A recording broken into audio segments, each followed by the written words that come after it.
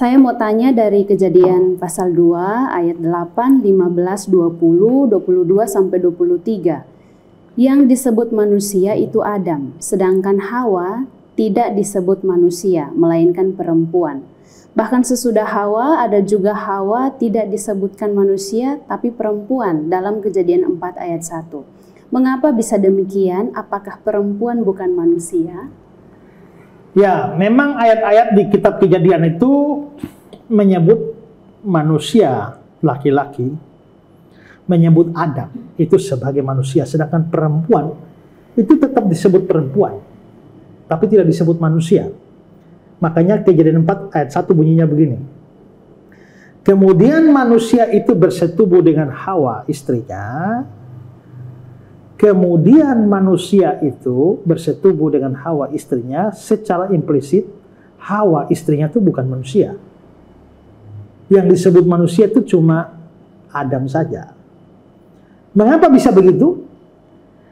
Sebenarnya di sini kita berurusan dengan arti kata. Karena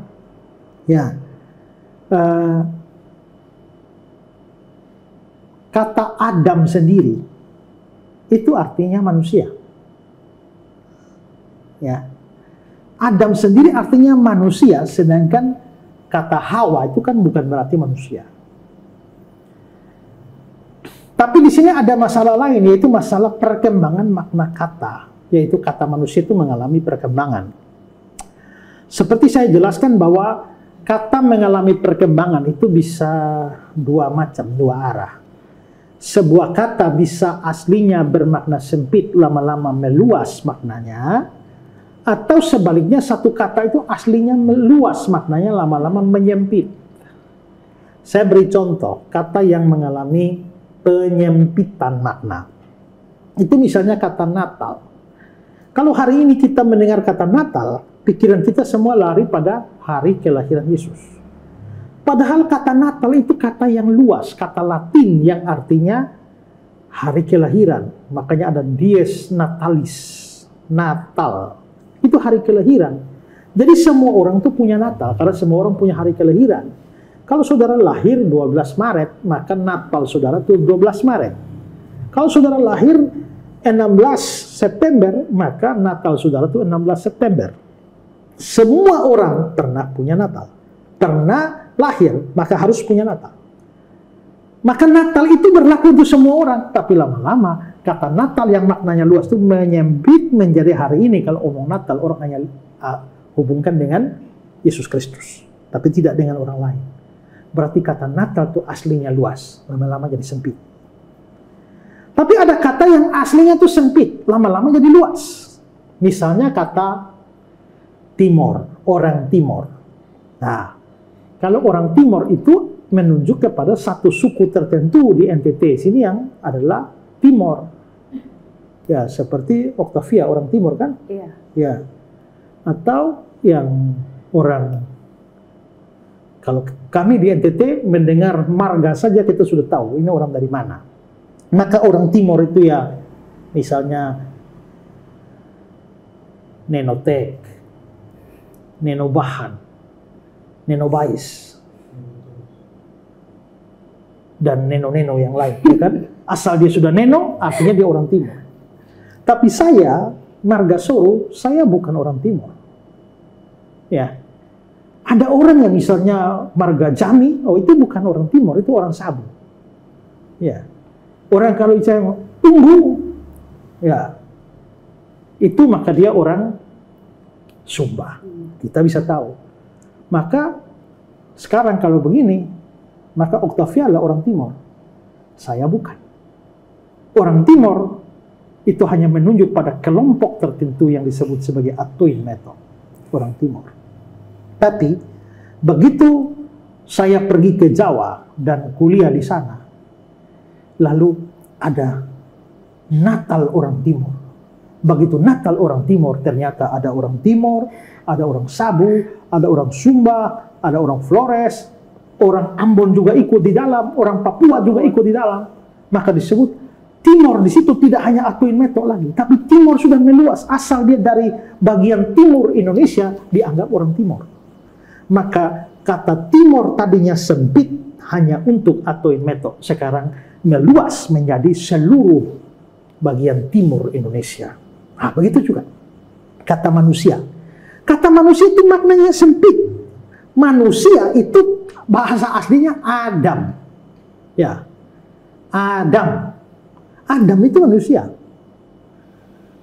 Ya, makanya kita bisa lihat kalau tadi Kejadian 41 kita bandingkan ini ya, dua ayat ini.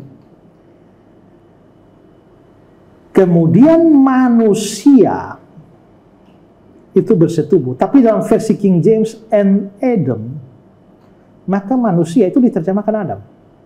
Atau Adam diterjemahkan manusia. Karena memang bahasa aslinya begitu. Nah, dalam pengertian sempit itu, Adam itu adalah manusia. Manusia itu adalah Adam. Tapi lama-lama kata manusia ini mengalami perkembangan makna. Tidak hanya menuju pada Adam. Bahkan Hawa yang bukan manusia, itu akhirnya disebut manusia juga.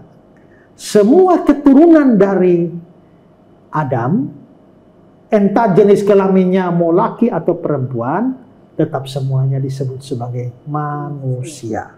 Berarti kata manusia itu mengalami perkembangan makna. Tapi yang digunakan dalam kitab Kejadian itu dalam maknanya yang sempit. Sehingga itu hanya menunjuk pada Adam saja, laki-laki saja. Tapi perempuan tidak termasuk manusia. Ya. Nanti setelah mengalami perkembangan makna baru semuanya disebut manusia termasuk Hawa atau perempuan. Ya. Shalom saudara-saudara yang saya kasih dalam Tuhan Yesus.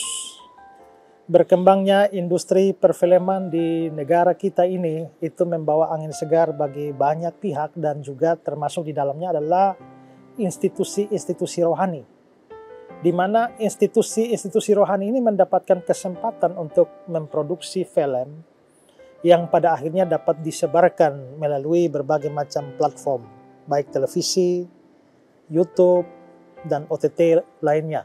Ya. Nah, Pijar TV sebagai salah satu TV Kristen itu mempunyai sebuah tujuan untuk bisa menyebarkan berita Injil dan kebenaran firman Tuhan itu kepada lebih banyak orang dengan semboyannya menjadi terang bagi Indonesia. Pijar TV mempunyai kerinduan supaya lebih banyak orang mengenal Tuhan, mengenal kebenaran firman Tuhan, dan lebih-lebih itu adalah sebagai bentuk pelaksanaan amanat agung Tuhan Yesus, memberitakan Injil kepada banyak orang. Nah, tentu saja memberitakan Injil itu bisa dengan berbagai macam cara, tapi dengan berkembangnya industri perfilman ini, maka Pijar TV itu mempunyai kerinduan untuk memproduksi sebuah film rohani yang syarat dengan pesan Injil maupun juga pengajaran firman Tuhan. Karena itu Pijar TV bekerja sama dengan Yayasan Karya Bakti Esra Soru, juga dengan Gereja GKN Revival, dan juga dengan YGP itu berencana memproduksi sebuah film rohani pada bulan Desember yang akan datang dan diproduksi di Kota Kupang dengan judul Suatu Hari Nanti. Saya sendiri akan terlibat di dalam film tersebut yang mana akan memberikan pesan-pesan rohani apa yang didapatkan dari film tersebut, yang tentu saja syarat akan pemberitaan Injil dan pengajaran firman Tuhan. Nah, untuk melaksanakan ini tentu saja membutuhkan biaya yang cukup besar, dan karena itu pada kesempatan ini saya juga meminta saudara-saudara untuk mendukung program atau rencana ini, rencana produksi film ini, baik melalui dukungan doa dan juga termasuk dukungan dana. Kalau saudara digerakkan Tuhan untuk ambil bagian dalam pekerjaan Tuhan ini, maka di layar saudara itu ada nomor rekening yang tertera di sana. Saudara bisa mentransfernya untuk memberikan dukungan bagi produksi film Pijar TV, Yayasan Karya Bakti Esra Soru, Gereja Kristen Injil Nusantara, Revival Kupang, dan juga YGP. Dan biarlah apa yang saudara berikan itu akan membawa kemuliaan bagi nama Tuhan, dan banyak orang bisa mendengar Injil, mendengar firman Tuhan, pesan-pesan firman Tuhan melalui film tersebut suatu hari nanti. Tuhan Yesus memberkati saudara sekalian. Shalom.